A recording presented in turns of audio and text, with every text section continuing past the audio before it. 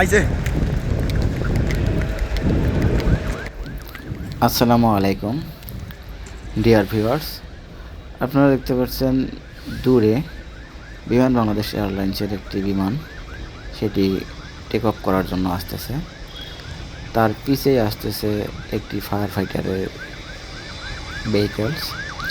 মূলত ভিডিওটা করার উদ্দেশ্য হলো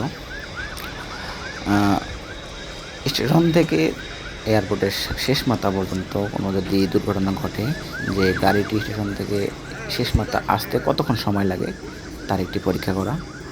তো তাও দেখতে থাকুন, দেখলে বুঝতে পারবেন। তার সামনে দিয়ে অবশ্য একটি এয়ারক্রাফট গেল, তার জন্য হয়তো বা গতির বিঘ্ন ঘটেছে গাড়িটির জন্য।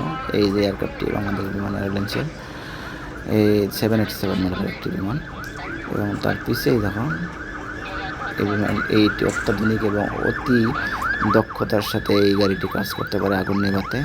এবং এই গাড়িগুলো ফায়ার সার্ভিসের কাছে থাকে না, মূলত এয়ারপোর্টের আগুন মানে বিমানের আগুন নিয়ন্ত্রণের জন্য এই গাড়িগুলো বেশিরভাগ ব্যবহার করানো হয়। দেখুন, অত্যাধুনিক এবং অতি একটা নিউ ডিজিটাল একটা গাড়ি।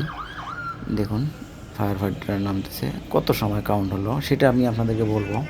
মূলত গাড়িটি ওখান থেকে এখানে আসার সময় হয়েছে মাত্র 1 মিনিট, ঠিক আছে।